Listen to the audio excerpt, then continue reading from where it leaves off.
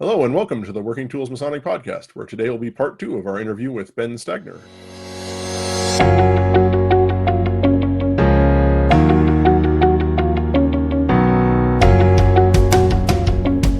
Ladies and gentlemen, brethren all, welcome to the Working Tools Podcast, a casual conversation around Freemasonry.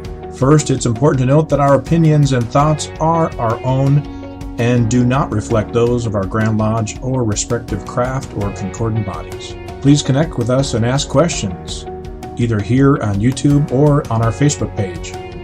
We'd also appreciate a thumbs up and especially any comments on our videos.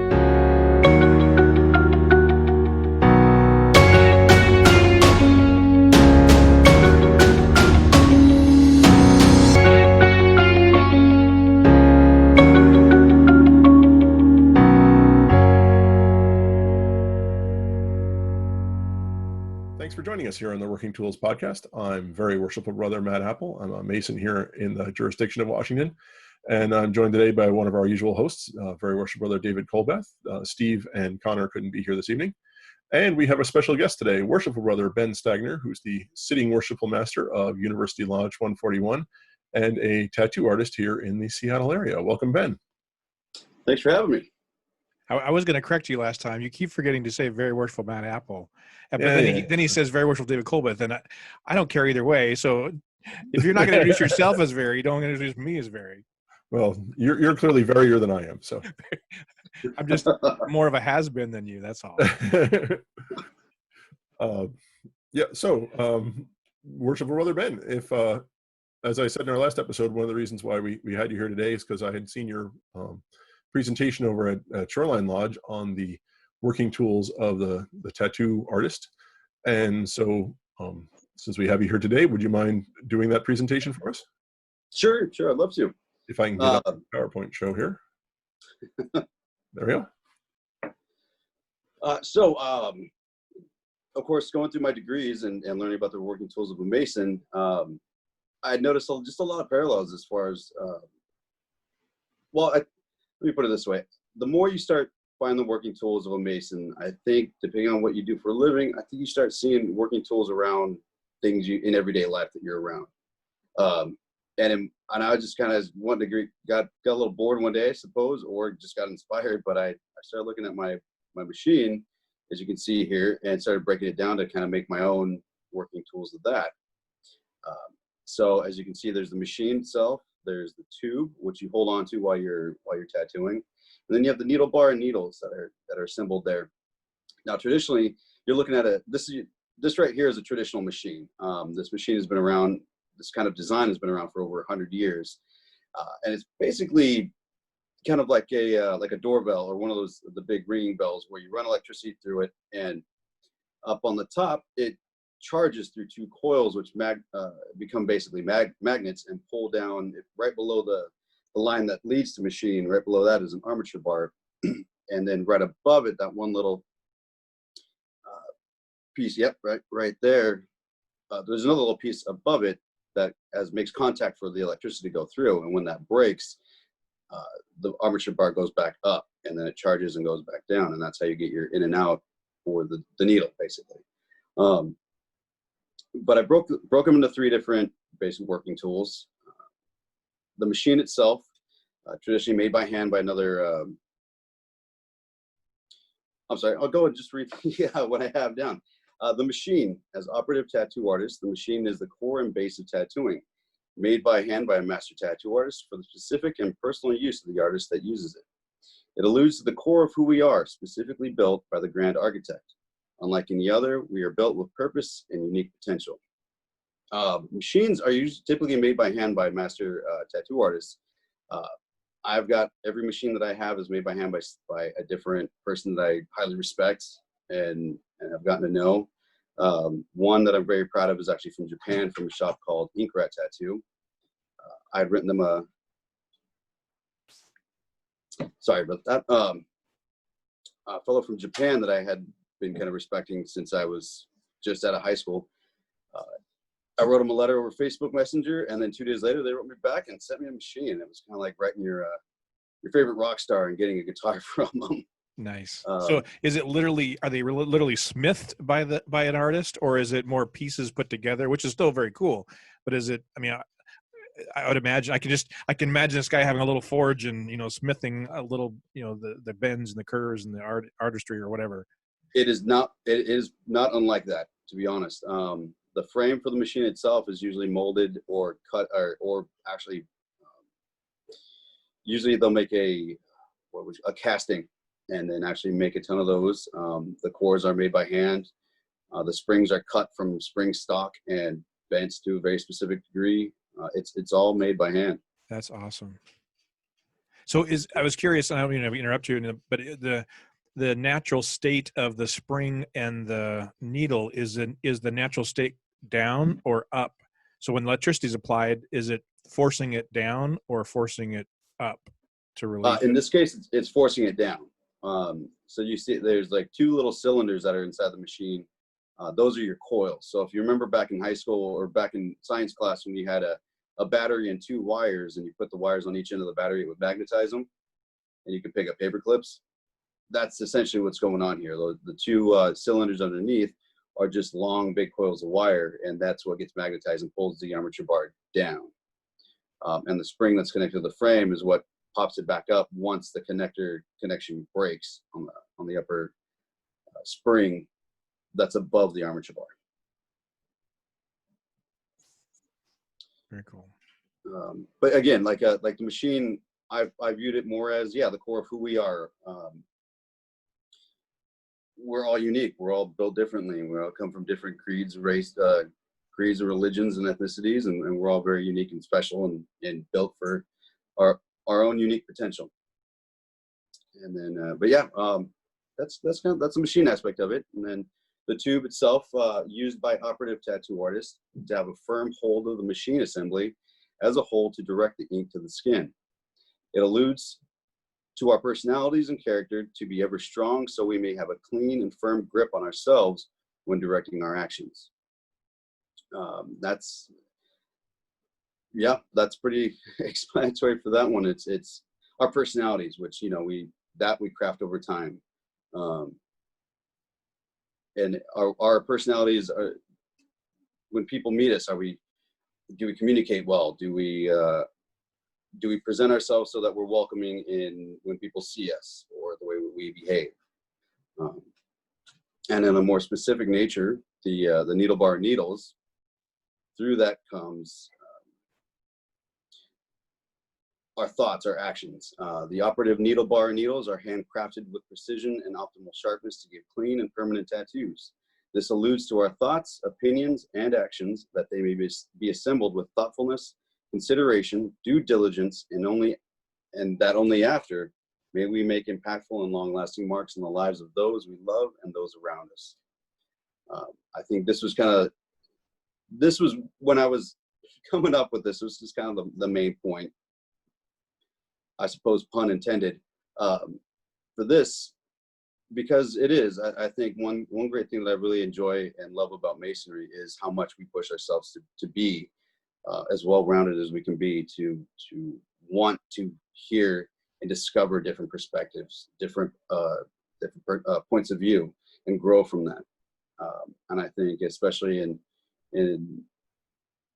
I would say this day and age, when there's a lot more, how would you say, a lot more opportunities to share your opinions and thoughts and actions, that we do so. We educate as much as we can over what it is that we're passionate about, so that when we do talk, it's something that can make a very permanent impact on somebody, but in the most positive manner that we can.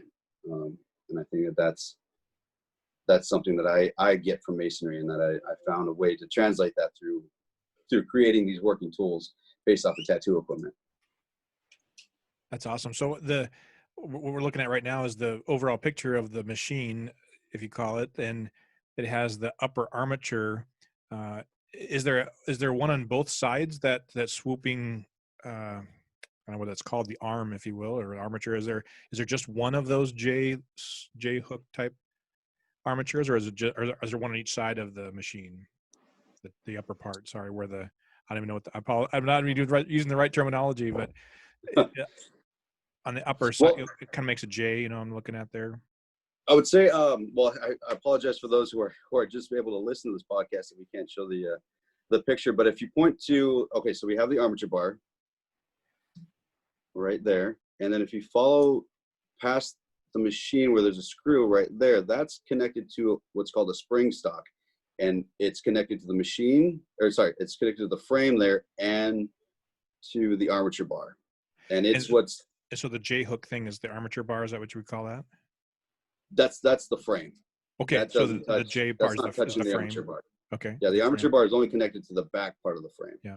And is it just one side? Is the frame one side, or is there a frame on the other side too?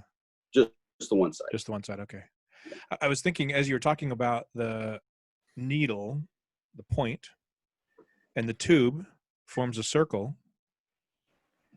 If you consider some symbolism in masonry, the point within a circle, if you were to take a cross section of the tube and the needle, would form a point within a circle. That's nice. I didn't think about that. I was trying to see if there was two sides to the armature to the frame, would that then develop the parallel lines? So you're keeping this design and these thoughtful actions and all the I mean, this is amazing. All the cool symbolism that you've already put in the thought process into there dives into the point within a circle. Yeah, I like that very much. That's great.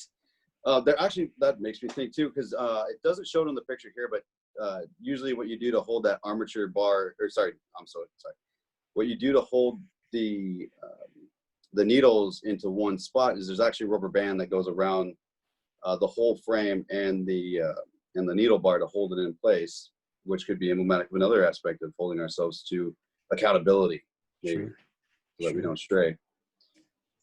That's cool. Matt, can you go through the language again?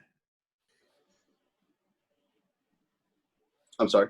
I just I wanted him to advance to see it. 'Cause I don't have this. I should probably have had you send me this text so I could read it separately. And oh yeah, sorry, I probably should have done that. Okay. That's okay. I love the idea. I love when guys take the ideas of masonry and make it their own. To me, that's what masonry is really about, and how you can, like you said, you go into work every day, and now these tools are the symbols of masonry. And a lot of us don't look at a hammer the same way, don't look at a trowel the same way, don't look at all of our symbols, all of our things. If I look at a level, I know it's a level, but it has a whole different meaning to me now. And I don't ponder on that when I need the level. I just need it. But I love the idea of taking the concepts of masonry and putting them into your own essentially daily life to help you bring those spiritual ideas to yourself and give more meaning to them, to you. And that's, I think that. And I will say that I really appreciate this being well thought through and serious. I've seen things like on Facebook of, the working tools of the mason are the knife and the fork and the green bean or whatever. And you're just like, this is definitely more meaningful to even heck to me, who's not a tattoo person. So yeah.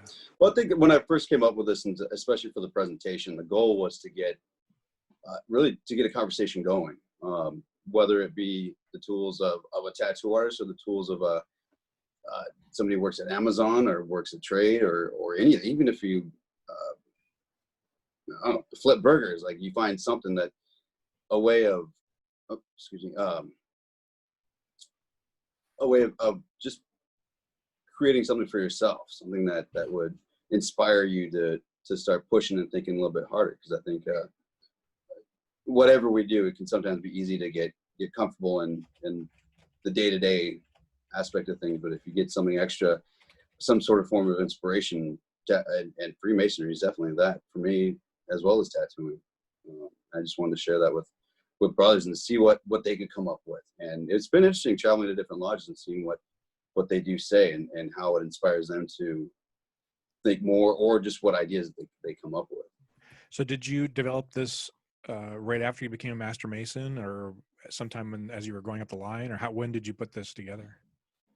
Well, actually, funny thing is, this isn't my first talk tattoo related with masonry.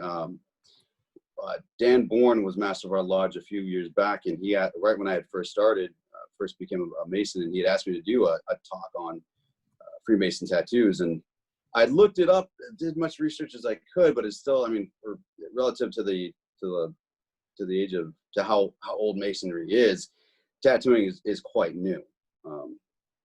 Even like Brother Matt said before, it's brothers getting Masonic tattoos is still relatively new. And so I didn't really find much of an inspiration there. So my first talk was actually just how to get a tattoo, and how to make sure that when we go get a tattoo, we're looking at getting the best artwork that we can to reflect our love for Masonry itself. But the more, it was actually years later, I knew there was something there. I knew that I wanted to do something for it. I was just having a hard time. And then I think it was at the Pasco Leadership Conference that I was at. I heard about the railroad degree, I believe. Yeah. And it got me thinking, okay, more parallels.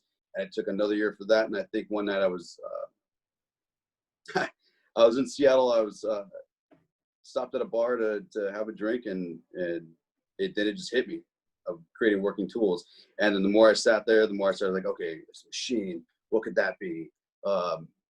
Okay, that's who we are as a whole. What about the tube? And one thing, we joke around in tattoo industry, but there really is the art of BSing.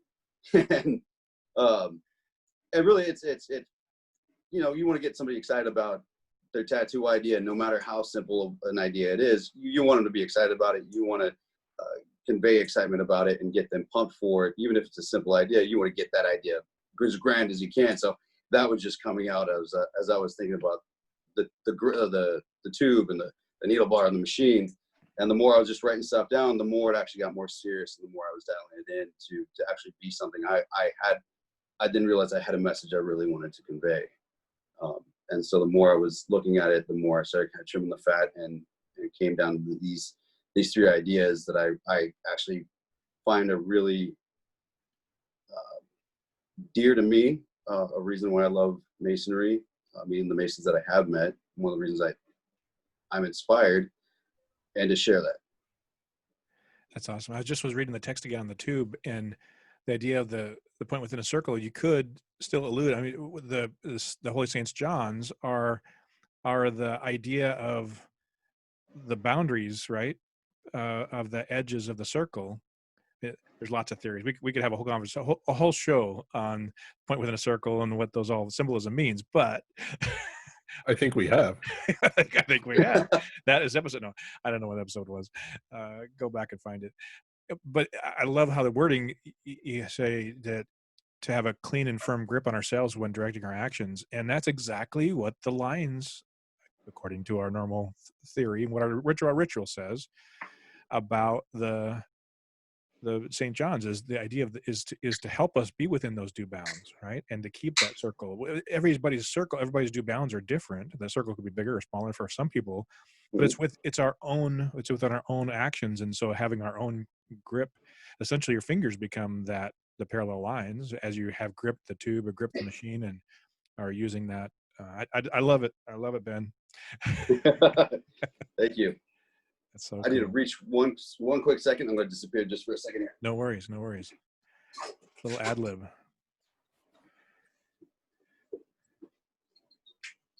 I made the mistake of I did not charge my iPad as much as I should have. So luckily I've got a little battery pack, so I'll plug it in real quick. So I'm when you mentioned what you would have worked in a motorcycle shop, and that you've got, I guess it could be a tattoo vest, but a biker vest of sorts on there. Is it? Do you have a motorcycle now, or do you just worked in the shop, or? Well, to be honest, I became a Mason not too long after I started tattooing. And like I mentioned on the last episode, I had worked at a tattoo shop when I was younger. But it was really, I'm gonna say, I was pretty quite the ruffian when I was younger, and very much not really too much aware of the consequences of. It's all right. It's not. This isn't. We're not in a. There's no psychological session here, man. So No. You're good. Don't worry about it. I wasn't riding motorcycles. I was actually riding mopeds. Okay. Which makes this story not nearly as cool as it could be. But what had happened was I had gotten into a pretty bad wreck on my bike. And I had created this vest afterwards because I still love the bikes, but it gave me a big perspective as far as your responsibility for the care of those around you and paying attention to that. And I had gotten some messages from people that were dear to me that really let me know that what you do can affect others, and that the potential, the thing that I was told basically was that the potential I had that I was putting into artwork at the time was something that people really enjoyed. And the only way I'm going to do that and be able to do it is if I focus on it. And at the time I was riding a little wildly, and I paid the price for it. And since then, that was what kickstarted jumping into tattooing, because if I survived that, I better be doing what I really wanted to do, and that was tattooing. And then that naturally led into pursuing more outside of myself, which then led into masonry. But I had made this, and it's funny because it's a play on the sickle and hammer. I don't really have any tie to Soviet Union, but it was something that I thought was kind of cute. And so it's a handlebar for a moped, and they have two levers that you don't find on a motorcycle. One is the clutch to engage it, so when you run the pedals, it engages and cranks the motor on, and then the other is the brake, and then a little piston. But it's always kind of funny because when actual bikers or people that I know that are serious about motorcycles come up, they're like, "Oh, nice cut, nice vest. What is it?" I'm like, "It's mopeds." Like, oh, okay, that's all right. It's kind of fun, but it's also kind of urban bikers. Yeah, you can only be so cool when you're pushing mopeds. I like it. We've talked. I'm actually belong to a Masonic motorcycle club, and we've talked about making gavels out of piston heads. That was something. Oh yeah, yeah. I'm not allowed to weld anymore. Oh no.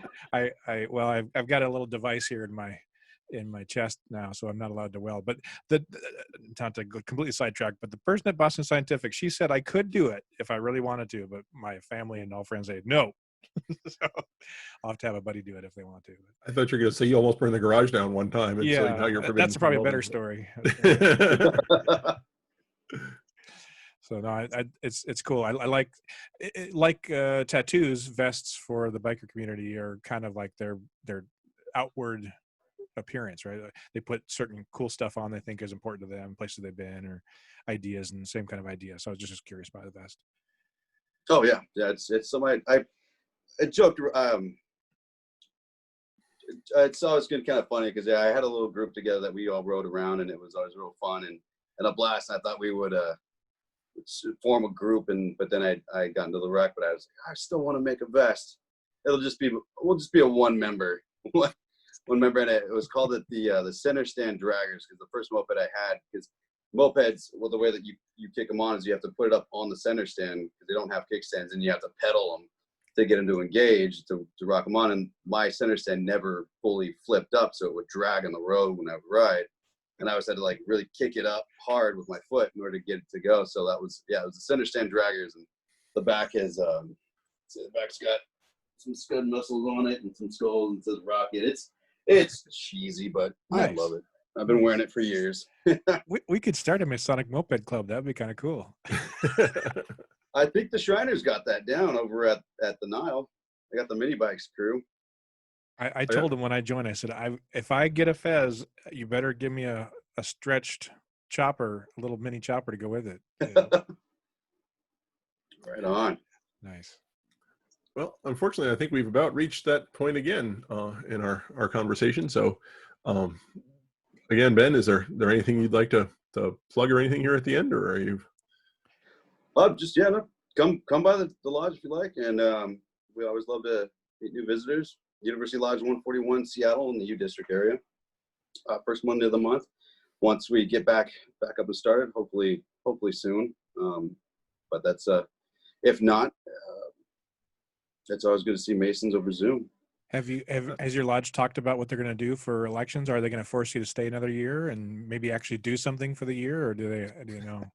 Man, it's been talked about. I know that my senior my senior warden, it's been his main goal to become the youngest master of the lodge. And so I know I think this is his last year to be able to do that. So I know he's really wanting to. But to be honest, it'd be nice to have another crack at it, do a full year. I think our lodge is probably going to just push pause and let everybody stay. And I've heard that a lot of lodges are going to do that. I'm really hoping Grandmaster doesn't necessarily will listen to our show. He was just on our show, but he doesn't listen to our show. But I keep saying to whoever will listen, I think that his message should be, not only does he allow for it, but I think he should recommend it, because a lot of guys that they plan on, this is their 3, 4, 5, at least 5 years or more, they've been planning for this, and then now while Zoom is a great platform, we love it. It doesn't give you the face-to-face opportunities and things you wanted to do and goals and plans and ideas you had for your year as master. And so anyway, thanks so much for being on the show. I really enjoyed it. What a neat presentation. Oh, thanks for having me. I was honored to share it. Thank you. Yeah, thanks, Ben. And so I'm Matt Appel, and on behalf of David Colbeth, Ben, thanks a lot for coming out for 2 episodes now. We really appreciate your being here. Thanks for having me. I'm glad to be here. And thank you all for listening to the Working Tools Masonic Podcast. Goodbye.